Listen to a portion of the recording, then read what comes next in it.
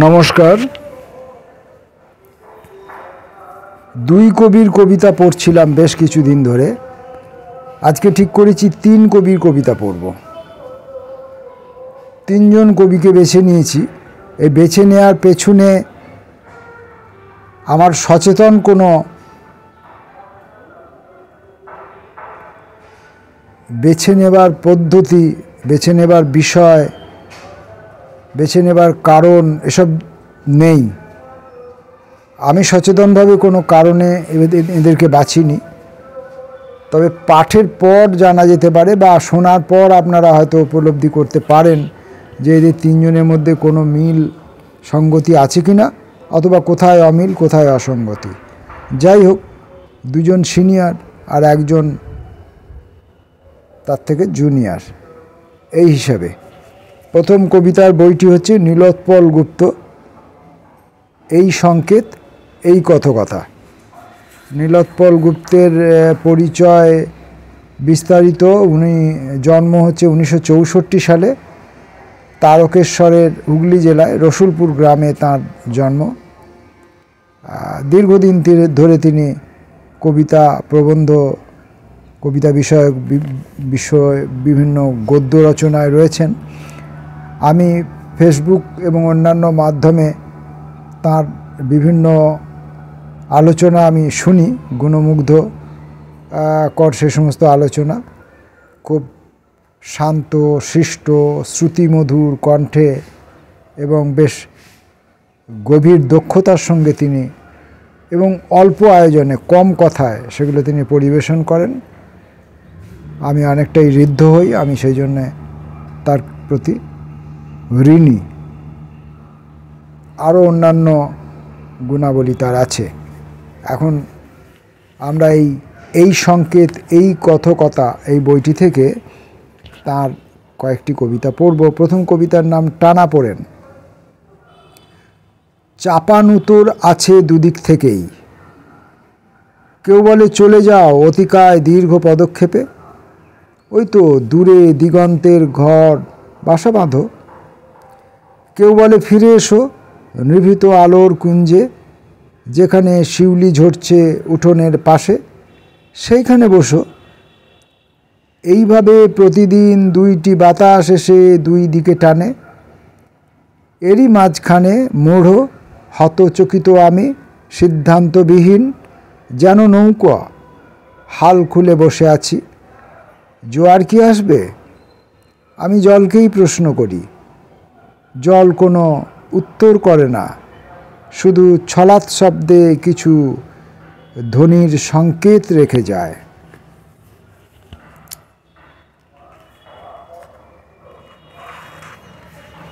পরের কবিতাটি স্থগিত সংলাপগুলি।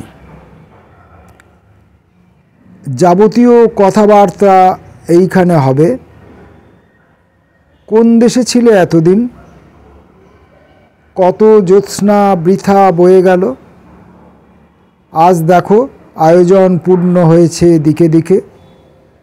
আগ্রহী আকাশ ওই নামিয়ে এনেছে মুখ মাটির ওপরে। জলশব্দ ঘিরে ঘিরে বাতাসও কেমন মাতোয়ারা, গাছেরাও উদ্গ্রীব। এইবার দিকে দিকে জল ও মাটির, আলো ও হাওয়ার স্থগিত সংলাপগুলি শুরু হয়ে যাক। আমরা শ্রোতার দল খুবই মনোযোগী, কিছু দূরে উৎকর্ণ প্রতীক্ষায় আছি। পরের কবিতা কম্পন। কথার প্রান্তে এসো, হাত রাখো শব্দের সীমায়। সমস্ত কথার বাইরে দেখো পাখিগুলি উড়ছে আকাশে। ওখানে আলো ও বাতাসের মধ্যবর্তী আলাপন কেমন শব্দহীন। সেই সব অস্ফুট ধ্বনিগুলি তবু যেন ভাসমান রয়ে গেছে শূন্যের ভিতর। কিছুটা কম্পন তাই ফিরে আসে পতঙ্গে ও জলে। তুমি কি শিহরিত হবে না কখনো? এতখানি উদাসীনতা পুষ্পোদ্গমের দিনে বাতাস কি সহ্য করবে? সমস্ত বিষাদ বুকে অন্ধকারে বাঁশি হয়ে বাজো। এই বলে আকাশের উল্টো দিকে একা একা ডুবে গেল চাঁদ। কবিতাটির নাম ছিল কম্পন। পরের কবিতার নাম বণিক। বাণিজ্যের অতীতে ফিরে যাই, সগর্বে দেখি উজ্জ্বল তাম্রলিপ্ত থেকে সপ্তডিঙা ভেসে যাচ্ছে উজ্জয়িনীর দিকে। মহার্ঘ পণ্যভার নামছে বন্দর বাজারে, নোনা হাওয়া আছড়ে পড়ছে গায়ে, দূরে ঘণ্টার ধ্বনি, পতাকা উঠছে মন্দিরের চূড়ায়। এভাবেই অতীতে ফিরি নদী ও সামুদ্রিক পথে। হঠাৎ দেখি ঝড় উঠছে, নৌকোগুলো দিকচিহ্নহীন, আমরা ভেসে যাচ্ছি উচ্চাকাঙ্ক্ষী বণিকের দল। এ কোন অজানা দ্বীপ?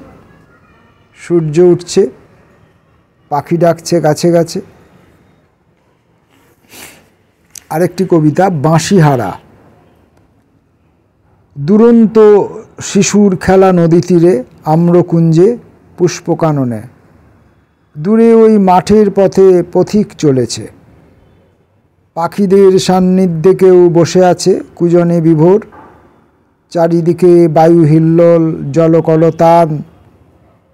আমাকে ডেকেছো কেন এই দৃশ্যে? আমি কি রাখাল? আমি তো আপন মনে আপন বাঁশিটি কবে হারিয়ে ফেলেছি। ভারী সুন্দর, মিষ্টি, নম্র কবিতার বোধ ও ভাষা কবি নীলোৎপল গুপ্তের।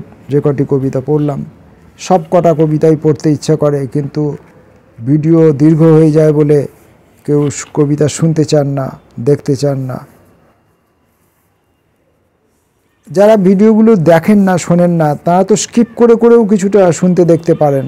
তাহলেও তো কিছুটা নীলোৎপল গুপ্ত পেতে পারি, কিছুটা ব্রতী মুখোপাধ্যায় পেতে পারি, কিছুটা মারুত কাশ্যপ পেতে পারি। কিছু কিছু করেও তো ছোঁয়া যায়, কিছু কিছু করেও তো কিছুটা হয়। আমার ইচ্ছে রইল নীলোৎপল স্যারের বাকি কবিতাগুলি আরও কোনো একদিন পড়ে আরেকটি ভিডিও তৈরি করব। আজকে আমি আমার এক সিনিয়র দাদা ব্রতী মুখোপাধ্যায়, তিনিও খুব প্রিয় মানুষ, প্রিয় কবি। তার সঙ্গেও আমার প্রত্যক্ষ কোনো যোগাযোগ নেই, প্রত্যক্ষ কোনো আলাপ সাক্ষাৎ নেই। এই মাধ্যমেই, বিভিন্ন যান্ত্রিক মাধ্যমেই তার কবিতা পড়া, তার বক্তব্য শোনা, তার ছবি দেখা। তো এইখান থেকে আমি ওই নীলোৎপল গুপ্তের যেমন পরপর কয়েকটি কবিতা পড়লাম, এখান থেকে আমি কয়েকটি বেছে কবিতা, মানে বেছে মানে পাতা উল্টে পড়বো আর কি। বেছে মানে আমি পড়ে নিয়ে দেখে বেছে নিয়েছি সেরকম নয়, পাতা উল্টে উল্টে বিভিন্ন জায়গা থেকে কয়েকটি কবিতা পড়ব। প্রথম কবিতাটা আছে মিছিল। আগে মিছিলে নামি। ব্রতী মুখোপাধ্যায়, বইটির নাম রাত্রিপাঠ। বইটির নাম রাত্রিপাঠ, ব্রতী মুখোপাধ্যায়। মিছিল কোথায় শুরু হয়ে কেউ বলতে পারছে না এখন ঠিক কোথায়। ভাদুতলা না বেলপাহাড়ি, দহিজুড়ি না গোয়ালতোর, কেউ বলতে পারছে না। কাঁধে বাচ্চা, হাতে টাঙি, লাঠি বা তীরধনুক।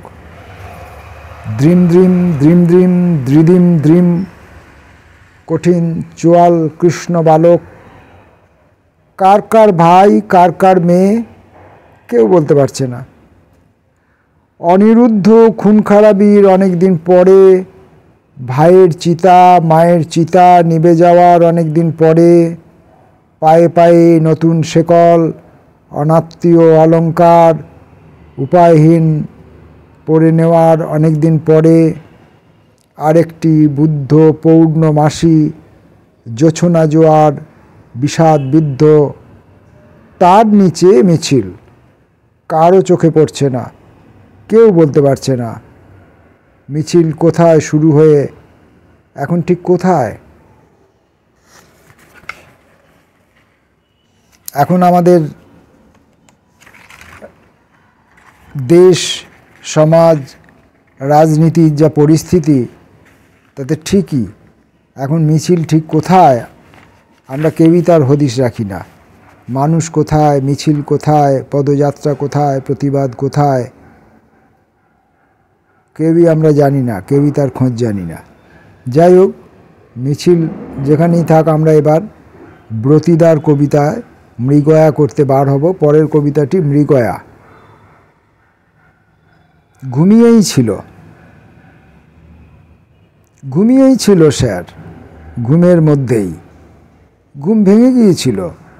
ঘুম ভাঙতেই এই দেখুন বাঁশের খুঁটিতে হাত বেঁধে পা বেঁধে সুন্দর ঝুলিয়ে এনেছি। কারো মেয়ে, কারো বোন, মা, আদিবাসী নারী। রাত্রির অন্ধকার, চোখ বন্ধ করে ফেলেছিল। ঘুমিয়েই ছিল স্যার, ঘুমের মধ্যেই ঘুম ভেঙে গিয়েছিল। ঘুম ভাঙতেই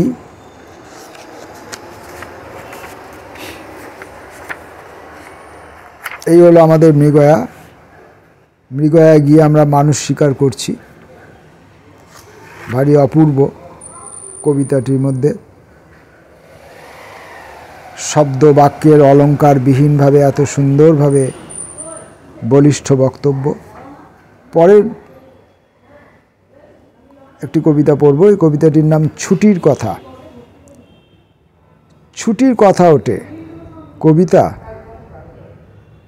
পিদিম জালে পাড়া চিতার আঁচে ছুটির কথা ওঠে কবিতা। মা অবাক বিষাদ প্রতিমা। ছুটির কথা ওঠে কবিতা। চিতা রং বেরঙের কুসুমিয়ায়।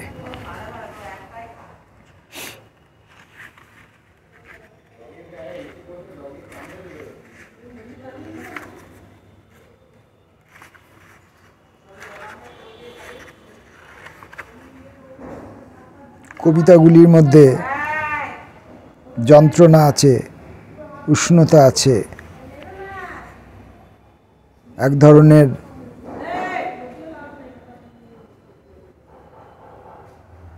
প্রতিবাদ আছে। বাবা বলেননি, মাটি খুঁড়লে কেঁচো, মাটি খুঁড়লে সাপ, মাটি খুঁড়লে মণিরত্ন, বলেছিলেন বাপ।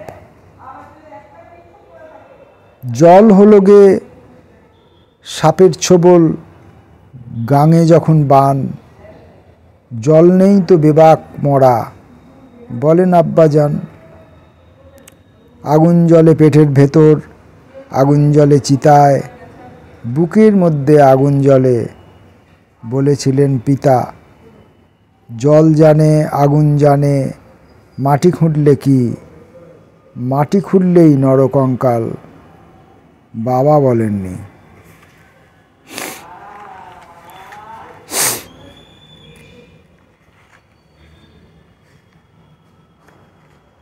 আমার বৃষ্টি ছায়ার দেশ, শিউলি থেকে শিমুল সবাই দেখছি দাখিল। কোথায় যেন নীল ঝর্ণার ছুটির খিলখিল, স্বাধীন পাখির আদর আদর শীষ। কি করে যে এমন একটা চিঠি লিখিস, আমার দিন রাত দুপুরের মতো। তোর প্রদীপ প্রদীপ চোখের আলোয় স্পষ্ট ক্রমে অবিখ্যাত ক্ষত। ভালো থাকিস মেঘবরণ কেশ, আমার বৃষ্টি ছায়ার দেশ।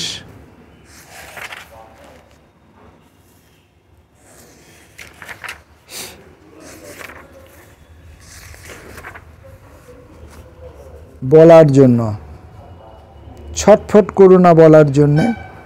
ওইভাবে গাছ দেখে, পাখির আকাশ দেখে, সন্ধ্যের প্রদীপ দেখে, মানুষের মণিবন্ধে বলয়ের ক্ষত দেখে, ওইভাবে যা তুমি বলতে চাও, যা আসলে চাও বলো, জোরে নয়, জোর দিয়ে বলো। বলো যেন বিশ্বাস হয়, যা তুমি বলছো তুমি বিশ্বাস করো। পড়ছিলাম ব্রতী মুখোপাধ্যায়ের রাত্রিপাঠ কবিতা থেকে কয়েকটি কবিতা। আরও অনেক কবিতা পড়ার ইচ্ছে রয়ে গেল। ব্রতীদাকে নিয়েও আরেকদিন আরেকটি ভিডিও করব। এখন পড়ব মারুত কাশ্যপের একটি বই থেকে এক বাংলার গান। এই প্রচ্ছদ কবির নিজেরই করা এক বাংলার গান। এখান থেকে কয়েকটি কবিতা পড়ব। প্রথম কবিতা হচ্ছে বৌঠান। সেই যেন রূপসী বাংলার মতো, সন্ধে প্রদীপের মতো, জলছড়া সোঁদা গন্ধ, কুয়াশার ভরে রয়েছ তো এই যে তুমি। হ্যাঁ হ্যাঁ গো বৌঠান, যেন সেও এক কবি যে লিখছে তোমার কানপাশা আর আঁচল চাবির নতুন গীতবিতান।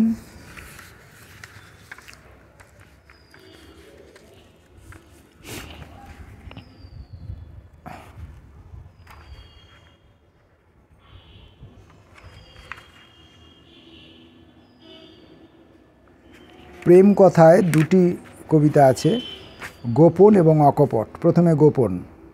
অতঃপর চিলে কোঠায় তুমি দৃশ্যমান, তোমার শরীর সুর ধরেছে ভোরবেলাকার গান, ভোরাই সুরে উজান তুলে আমিও এলাম কাছে। এসব কথা কখনো কি কাউকে বলতে আছে? অকপট।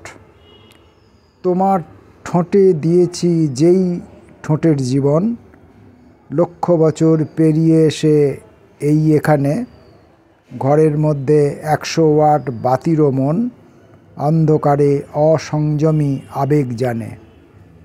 শরীর দিয়ে লিখছি যত বন্য গাথা, এই যে আমি হীন চরিত্র বাউন্ডুলে, সময়মুখী জীর্ণঝরা অসৎ পাতা, তোমার বুকে হাত রেখেছি লিখব বলে।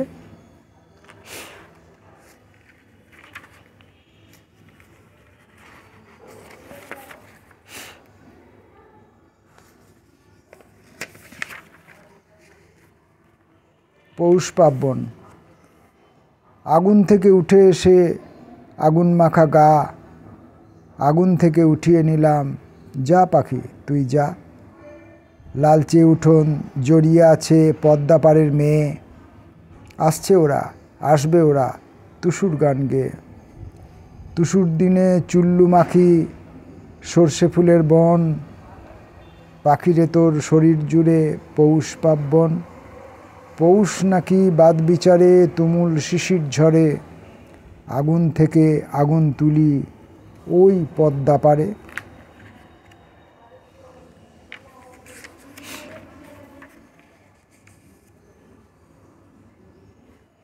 সান্ধ্য ভাষার মেয়ে।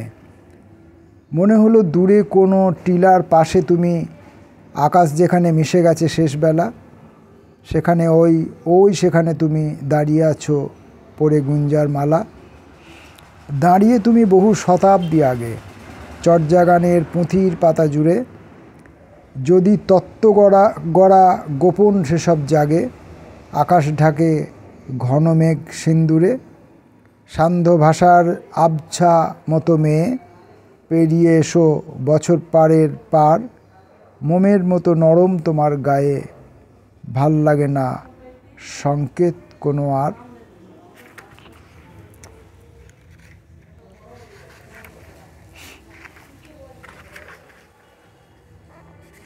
মারুত কাশ্যপ বলছি।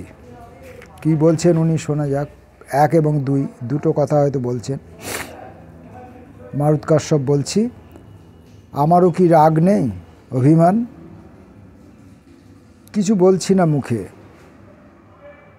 দাঁতে চাপছি দাঁত।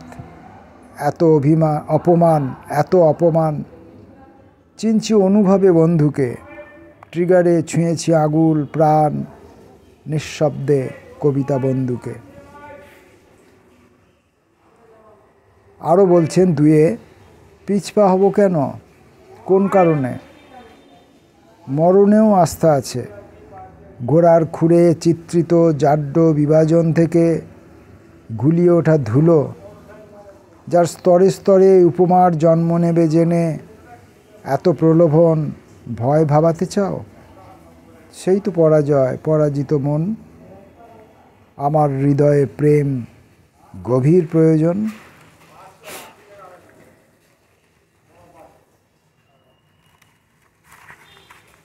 এই দেবদাস। চুমু আর চুম্বনের স্বাদ বুঝে নিতে এই বয়স। অপরিণত বীর্যক্ষরণ বেয়ে জ্যোৎস্না উপমা সব, প্রেমের উপমা সব একাকার হয়ে যায়। সমগ্র চুম্বন রচনাবলী ওষ্ঠচাপ খণ্ড খণ্ড হয়ে কাঁপে। আলাদা কোনো কোমলতা না ছুঁতে পারার বয়স পাড়ার পারুকে টান টান করে ধরে। পাড়ার পারুকে কোলপাজা করে এনে হিন্দি ছবির রোমান্স করার ঝোঁক। পারু কী ভাবে? আবার একটা দেবদাস লেখা হোক।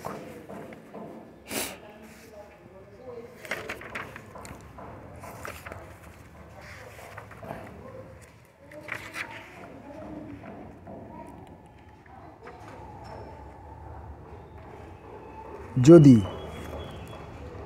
মন খুশি খুশি শীতের দুপুরে বসেছিলে একা, গেল বছরের তোমার হাতে বোনা সোয়েটার থেকে বুক পকেটে বেলফুল ফুটে উঠেছে।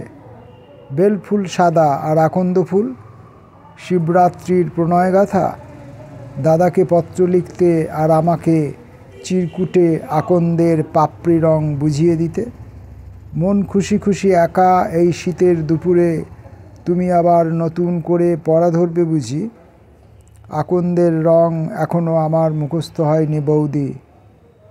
রঙের ভুল বানান এঁকে ফেললে তোমার শিব ঠাকুর যদি লজ্জা পায়। যদি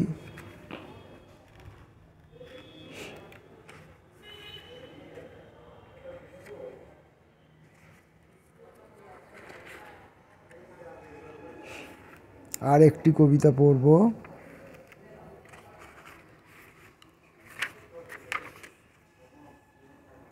হুগলি নদীর উভয় তীরে চোখের বিম্বে কোনো পার্শ্বীয় ফলাফল, কোনো পরিবর্তন নেই। তবে তুমিও সিলেবাস ধার করো শরীরের কাছে। আমারও শরীর একদা ভাসমান হুগলি নদীতে। এপার ওপারের উষ্ণ নিঃশ্বাসে তোমার পাঠ্যপুস্তকের অনুকূল পরিবেশগুলি ফিকে হয়ে রুগ্ন শিল্পের হাতিয়ার। এ আমার জল ফাঁপা শরীর, ফুলে ওঠা পেট তদন্তের সীমারেখায় চিত হয়ে তোমাকে স্বপ্ন দেখাচ্ছে। তুমি আঁতকে উঠলে কি? ঝুঁকে দেখলে কি জুট মিলের তথ্যচিত্র অনুকূল পরিবেশগুলি? মারুতের আরেকটি কবিতা পড়া যাক। মারুতের কবিতাগুলো অনেক আগে লেখা, অনেকটা পিছনের দিকে ফেলে আসা সময়ের লেখা তো, তাই এখানে আমার আর মারুতকে যেহেতু আমি প্রত্যক্ষভাবে ততটা চিনি না, চেনার সুযোগ হয়নি, তাই আমার মনে হয় এই কবিতাগুলোর মধ্য দিয়ে ওকে আমি আরেকটু আবার খুঁজে নেওয়ার চেষ্টা করা উচিত। দেখি আর কোন কবিতাটা পড়ি। কবিতা বইয়ের শেষে কি আছে দেখি। শেষ কবিতাটা আছে স্বপন যদি মধুর এমন। দেখি এটা পড়ি। মৃত্যুর কাছে নাটকীয় এই উপদ্রব সংলাপ, নৈশভোজনের মধ্যে পয়জন মিশে আছে। হে যমদূত, যৌবন নাও, দেহ নাও, ওই প্রাণ শ্বাসটুকু দুধের বাটিতে বাঁচাও। শোধনপূর্বক প্রাণ ছেলেবেলা উথলে আসে যেন নিতান্ত ভালোবাসা থেকে। বনের ঘুমের পাশে রূপকথা শুয়ে আছে যেন, যেন মর্নিং স্কুল থেকে সেই লাল ফিতে নীল ফ্রক। প্রার্থনা সঙ্গীত থেকে বুড়ি বসন্ত, চুকিত কিত কিত কিত কিত কিত। দুলেমার ময়লা কাপড়ে মুখ গুঁজে ভয় নেভাচ্ছে ওই সংলাপ। কুগাওয়া মন চু কিত কিত কিত কিত থেকে ঘুরে দাঁড়াতেই মুক্তোর ভোর, বনের জার্মান জুবিলি থেকে মাধ্যমিক পরীক্ষার মতো ভৈরব ছুটে আসছে। পড়লাম মারুত কাশ্যপের এক বাংলার গান থেকে, অনেকটা গ্রামীণ জীবনের ছোঁয়া পেলাম। এখন মারুত কেমন লিখছেন জানার বাসনা রইল। 3 কবির কবিতা পড়লাম। এখনকার মতো কবিতা পড়া এখানে শেষ করলাম। দেখা হবে পরবর্তী আবার অন্য কোনো ভিডিওতে। নমস্কার।